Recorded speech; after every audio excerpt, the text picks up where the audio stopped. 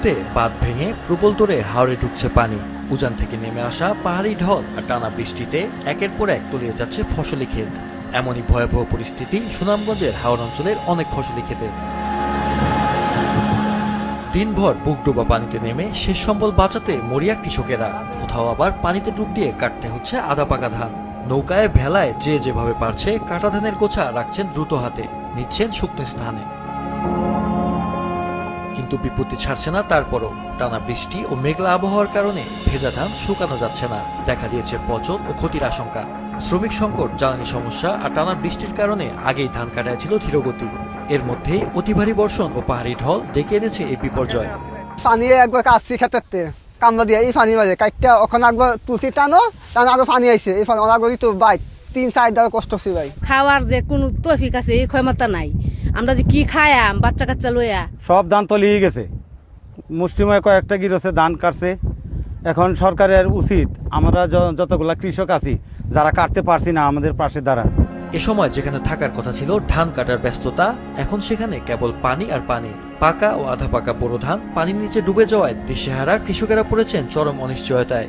এমন একটা পরামর্শ কইরাও শিখছি, মানে কইরা আমরা এমন একটা এর মাঝে ফর্জার মাঝে পড়ছি, আমরা মানে ধান বাড়ি দিতে পারতেছি না। যদি কেউ কাটায় সাহিত্য তাকে কাটানোর তাইলে করে, আর যারা ঋণগ্রস্ত তারা কাটাই নাই, জমি এখন তলে আছে পানির।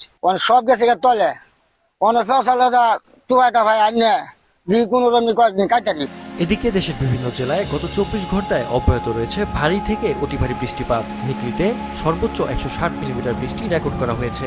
পানি উন্নয়ন বোর্ড জানিয়েছে নেত্রকোনা ও সুনামগঞ্জের অন্তত 4টি নদীর পানি বিপদসীমার উপর দিয়ে প্রবাহিত হচ্ছে। আমরা নিজেরা যে কাটবাম, কাটার কোনো সুবিধা নাই, নামা যাইতেছে না বৃষ্টির লাগিয়া। বজ্রবাজ টাটা পরে বয়েলে যাইতেছি না। ইতোমধ্যে মৌলভীবাজার ও নেত্রকোনা নির্মাঞ্চল প্লাবিত হয়ে বন্যা শুরু হয়েছে। দ্রুত পানি বাড়ছে সিলেট, সুনামগঞ্জ ও হবিগঞ্জেও। যে কোনো সময় সৃষ্টি হতে পারে ভয়াবহ বন্যা পরিস্থিতি। আবহাওয়া অধিদপ্তর জানিয়েছে আগামী 1 মে পর্যন্ত ভারী থেকে অতি ভারী বৃষ্টি অব্যাহত থাকতে পারে। পরিস্থিতির আরও অবনতির আশঙ্কা জানাচ্ছে পানি উন্নয়ন বোর্ডের এই কর্মকর্তাও। পূর্বাভাস অনুযায়ী যেহেতু বলা আছে যে ভারী থেকে অতি বৃষ্টিপাত হবে, সেক্ষেত্রে আমরা সেই আশঙ্কাটাই করছি। তবে যদি সেটা হয় তবে হয়তো একটা অন্য আশঙ্কা রয়েছে। তবে আমরা তৎপর রয়েছি যেন কোনো বাদে যদি কোনো সমস্যা হয় সাথে সাথে আমরা ব্যবস্থা করে আমরা ফসলকে সুরক্ষিত রাখবো। বন্যার আগেই বাঁধ ভেঙে ফসলহানির এই চিত্র হাওর জুড়ে।